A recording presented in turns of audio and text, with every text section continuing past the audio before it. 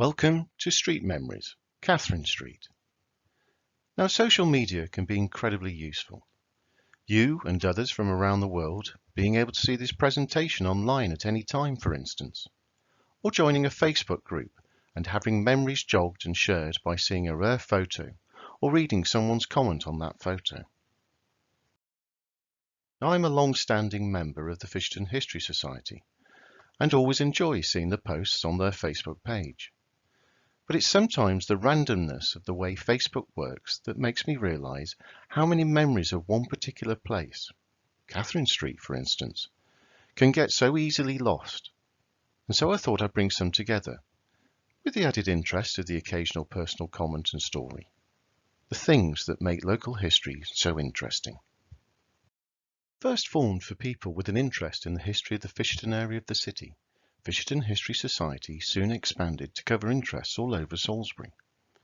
Since their Facebook page was launched, with an initial expectation of maybe 100 members joining, it has grown over a few years into a friendly page of over 4,500 members from all over the world.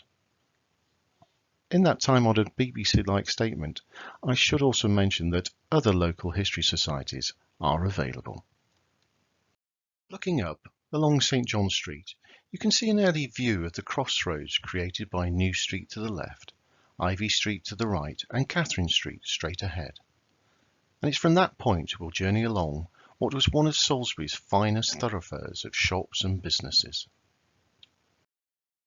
A rare coloured view of Catherine Street was posted by local historian and author Nicky Coppleston. Most noticeable is how almost all of the shops have awnings of various shapes, sizes and colours. Also, while there might be gas street lamps, many of the shops had lighting over their entrances too. Just try to imagine what it would look like on a winter's evening. However, it was a comment by Margaret Golding on this card that led to the first of some very interesting threads. Margaret asked, was Eldridge and Young on the right-hand side somewhere? They used to stock school uniforms and quite expensive clothes. The inside of the shop was fitted with mahogany wardrobes with sliding doors. Nicky replied, yes, it was down on the right towards Canal, Milford Street. Mum used to buy lots from there, Viella, Lyle and Scott jumpers, Liberty print things. Mum used to make most of our clothes herself, but when she did buy things ready-made, they were always fairly posh. The store itself may have long since been split into two shops, but the matching entrances can still be seen, as well as the quite unusual matching upstairs windows. Next time you walk along Catherine Street, I guarantee you will be looking up. Nicky posted a couple of photos taken from a brochure produced for Queen Victoria's Jubilee. The viewpoint here shows that at the time, upstairs was where the clerical department once stood.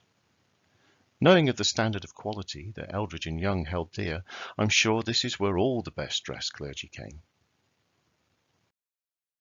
And another photo from the same brochure shows what looks like the young girls department. Notice the wild pattern of the carpet and how every space is used for storage or display. On seeing Nicky's photos, Stuart Dreyer posted more internal views of the store from another brochure possibly published a few years later. Those stairs can still be seen in the hospice shop. And from that same brochure, you can see just how bright the interior would be, especially for the cutting table where the rolls of fabric and linen would be measured and cut. Although this photo was well before his time, Pete Parrish mentioned that he had a part-time job there after school in the 50s, used to deliver suits, etc., to a seamstress for alteration all over the town on a trade bike. Back upstairs, you can see that the same area has now been given over to the boys' department. Notice the suit and the sailor's outfit. And still, every available space is taken up. Imagine what stock-taking must have been like. Here is an upstairs view of what is now the hospice charity shop. Was this the ladies' department, perhaps? And notice the plainer carpeting. At this point, Stuart also noted that in the basement where the staff used to sit, there are writings on the wall of dates of employment and of what some of those employees thought of the boss. Not always complimentary. There have also been reports of ghostly activities in the shop. Sometimes, on other social media platforms such as Pinterest and Instagram, you'll come across postcards like this. Fascinating in their detail, these cards make you want to find out more about the businesses behind those shop fronts, or marvel at how ornate the frontages and lighting were compared to so many of our modern shops, or even how little has changed when you look above those modern shop fronts. Now this little thread came from my own query, asking what was there before the Catherine Street Oxfam shop at number 12 and 14. Living in Salisbury since the late 70s, buying clothes from the Oxfam shop was the de rigueur for art college students. I know, I was one of them. This is probably the oldest charity shop in the street. In the 60s, the original shop was next to Silverthorne's, but I had no idea what business was there beforehand. The answers came back with memories of eating there, that it was in fact the Suki Tea and Cake shop. John Curley posted this photo from 1955 showing the Suki sign. If we flip back today, you can see the sign ironwork is still in good use today. John also recalled that my auntie, Eve Jones, worked there in the mid-50s. Always gave me a cream meringue when I went in with my mum, Babs Curley. Looking at that same photo, you can see the location of another Catherine Street cafe, Cafe Rendezvous. This reminded me of a post by Nicky Cobblestone of an advert for the cafe. From the 1938 City Guide, Nicky posted this in response to a question from Martin Fry asking for any memories or information. When you think that for many years number 21 was most recently an interior design showroom, now the local cash converters, it's surprising to see what lay behind the sign. Adrian Dalziel mentioned his family connection. Cafe Rendezvous was run by my great-uncle and aunt, my godparents, Douglas and Kathleen Hawkins, and owned by them together with my grandfather, Alfred Marshall, of the Central Cafe in Queen Street, and his brother William. Apparently, Adrian still has the license board at home in his utility room, covering a hole in the wall. And from a later city guide, another view of the Cafe Rendezvous ballroom, which must have looked stunning as a wedding venue. By the way, Suki and Cafe Rendezvous weren't the only eateries in Catherine Street in the 50s. W. Ships's, well-known local marquee hire and event catering company, had their own dining rooms at what is now Noodle Camp. Look at the shape of the windows in this photo and compare the outside view today. You can see how, above our modern shop fronts, not a lot changes. Again, from another social media platform, Flickr, I came across images of carte de visites, a type of small photograph the size of a visiting card, which were very popular in the late 1800s. But it was the address that interested me, as it showed how photographic shops had been in Catherine Street for many years. I wonder if any of the carte de visite albums that were often a common fixture in Victorian parlours have passed through number 10 today. As well as YouTube, there are many sources of historical films, from local film societies and the British Film Institute website. This street view is taken from a wonderful piece of film following the street parades celebrating the 700th anniversary of the founding of New Sarum. It's hard to imagine a crowd like this today. In the background you can see where the current Oxfam shops are, but then to the left you can see a prominent sign for Jaeger clothing, above those distinctive windows of the Eldridge and Young store. A favourite landmark of Catherine Street is Salisbury Antiques Market, an ever-changing treasure box of antiques and curios. Another thread of interest started when Emma Jane Wright posted a copy of a 1906 Street View, and talk was had of the old shop fronts. When this photo of Bloomfield Drapers and Milliners store was posted, showing little has changed at the Antiques Market shop front. The whereabouts of the statue above the door remains a mystery. Nikki Cobblestone posted the above interior shot taken from a city guide showing the drapery department. She also included this fine description. Mr. Blomfield can hold his own with anyone. He makes a leading speciality of millinery and retains in charge of this department a modiste who is not only au courant with the fashionable styles, but especially qualified to modify them in those slight details that render a hat or bonnet becoming to the individual wearer. But it was an intriguing mention that, at the corner of Antelope Place and Catherine Street, stands the smart and attractive drapery shop of Mr. Walter Blomfield. Antelope Place takes its name from the vanished Antelope Inn, which once occupied the site of Mr. Blomfield's emporium. Many of us weren't aware of Antelope Place, and so it was a surprise to learn of its existence and how many buildings were replaced by what is now Brown Street Car Park. However, the name does carry on in the wonderful Antelope Cafe, which is at the top of Salisbury Antiques Market. Earlier this year, Edward Dear posted a then and now shot from a view by the White Hart Hotel. This is the now shot showing what at the time was an office block owned by HPI and the Cloisters pub, previously the Bell and Crown. And this was the then shot, showing the parade taken during War Bond Week on the 4th of the 9th of March 1918, when this early type of tank was being used to fundraise for the war effort. Many people commented on how it was travelling the wrong way down Catherine Street, but you don't ever argue with a tank now, do you? Anna Southern mentioned that she thought it, the tank, was parked outside the Guildhall at some point, and as can be seen, she was correct. Note the tank number on the left. Anna also thought that there was a tank in Victoria Park after the war, and many agreed with her, as can be seen in this old map of the park. Presented as a thank you to the city, the presentation tank remained in the park for many years, used for adventures by children of all ages, and Ian Futcher recalled how his father told him that as a boy he got into that tank in Victoria Park and found some unused bullets. Some of the most interesting threads can come from just one simple photo, like this posted by Frank Parsons some 51 years after it was taken. So many memories were triggered of shops from not that long ago, really. Frank said, "Look carefully at the shops, all those older names now gone.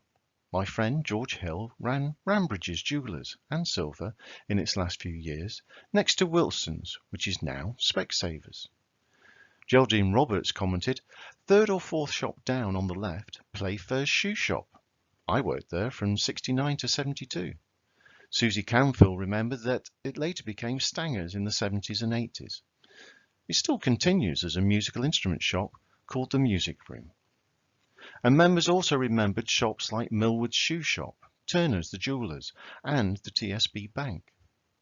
And again, you can see the distinctive Eldridge and Young windows.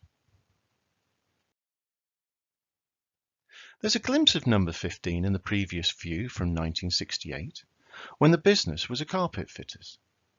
But from a photo of the late 1890s, we learned that it was once owned by Mr. W. Tom Jennings, saddler and harness maker, 15 Catherine Street.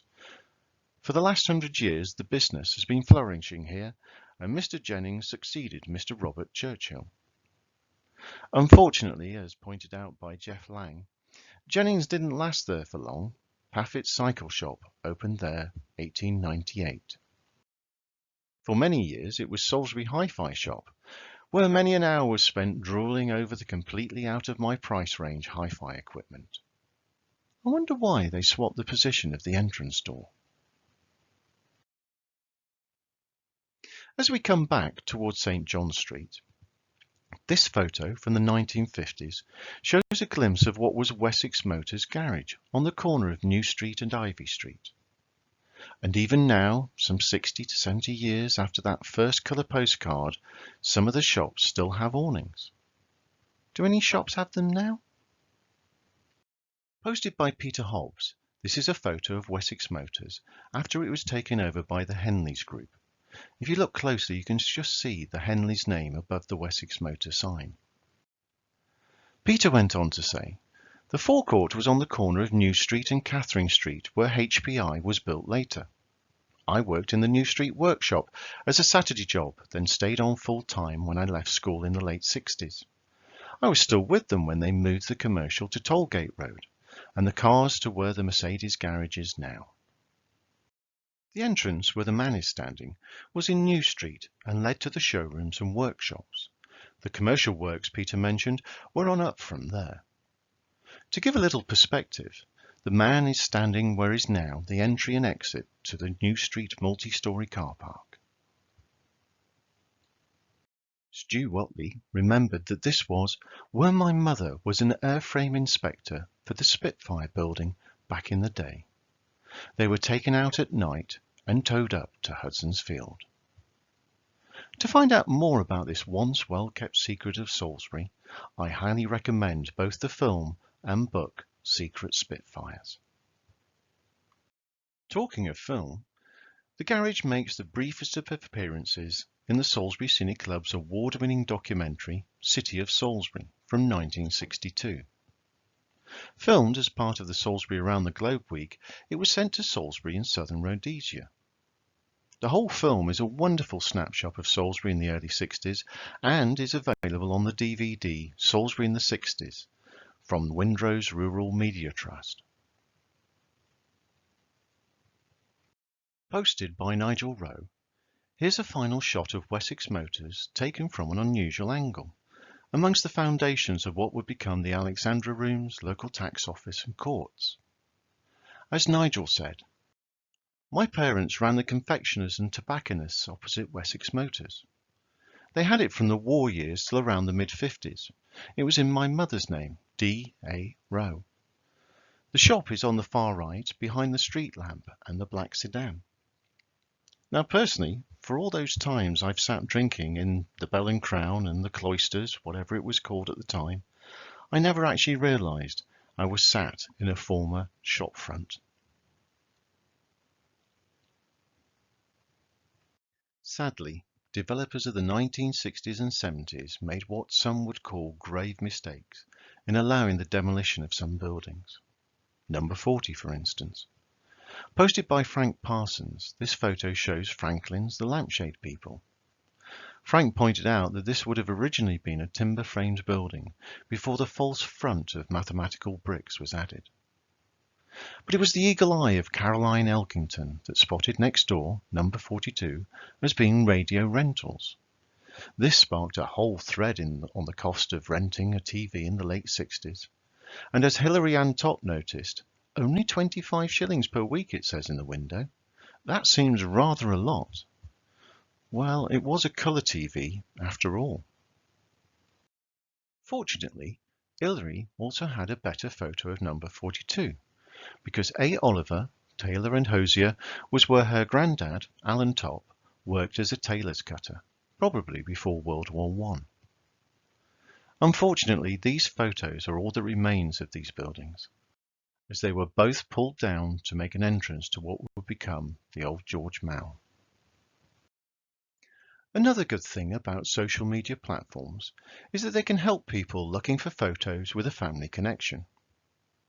A couple of years ago, Chris Hart was desperately looking for a photo of my grandfather's shop on Catherine Street. It was number 52, next to Silverthorns, called James and Chalk Watchmakers. All he had was a copy of this advert. Many people try to help with suggestions of trying the local or county library, as some years ago the Francis Frith Company got rid of a lot of their unused photos from the 1950s, offering them very cheaply to local libraries. Jeff Lang was able to offer this shot, taken shortly before number 52 was demolished in 1970. You can see it next to the tall building that was also demolished. But then, while researching this presentation, I came across a post from Frank Parsons. Frank's post showed number 52 as it was in 1966, the then Oxfam Gift Centre. Frank describes the interior as, with ceilings barely 5.5 feet in height, and less upstairs, and with some exposed timbering, albeit painted over, its quirky, tight little spiral staircase was simply a delight. Unfortunately, it too disappeared, only to become a car park, originally for the HPI offices, but now for the apartments those self-same offices have been converted to. However, the same fate did not reach its neighbour number 50. From an article by local historian and Fisherton History Society founder Frog Moody, and available on the Salisbury Journal website, we learn that Sidney Silverthorne was in business at 50 Catherine Street for 53 years as a watchmaker, clockmaker and optician. Originally apprenticed to Alfred Lightfoot, Mr. Silverthorne went to work in London. On his return in 1897, he purchased the business. His work was that of a specialist, covering the widest range conceivable. For 30 years he was responsible for the maintenance of Salisbury Cathedral clock, and he also attended Salisbury Infirmary 3 days a week for 25 years for the making and fitting of spectacles. And as you can see, the building is still an optician's. And so finally, I'd like to present part of a photo essay created by local photographer Spencer Mulholland, who was granted permission to take photos of one of Catherine Street's oldest businesses of recent years, John Eadie Sports and Fishing Tackle. From their retirement announcement on Boxing Day 2016. John Eadie Sports and Fishing Tackle Limited is to close its doors after 47 years of trading in Salisbury, due to the retirement by its directors. First opened in April 1970 by Mr. John Eadie, Mrs. Winifred Eadie and Mr. Tom Lowe at 55 Catherine Street. The following year, due to its great success and needing more space, the business moved to its current premises at 20 Catherine Street. Mr. and Mrs. Eadie's son Richard was taken on to manage the shop, and daughters Elizabeth and Josephine were employed. Mr. and Mrs. Eadie have one other son, John, who had a career in the RAF. Sadly, Tom Lowe died in 1979, but Mr. and Mrs. Eadie continued to trade, opening 2 further premises in Andover and Winchester. Richard, Elizabeth and Josephine were made directors of the business in 1996. Mrs. Eadie continued to work in the Andover branch until shortly before her death in 1997, and Mr. Eadie continued to work in Salisbury until his death in 2000. John Eadie Limited still remains a family concern, with all of Mr. and Mrs. Eadie's 7 grandchildren and 1 great-granddaughter having worked in the Salisbury and Andover shops, along with long-serving members of staff Colin Dredge and Carol Dart.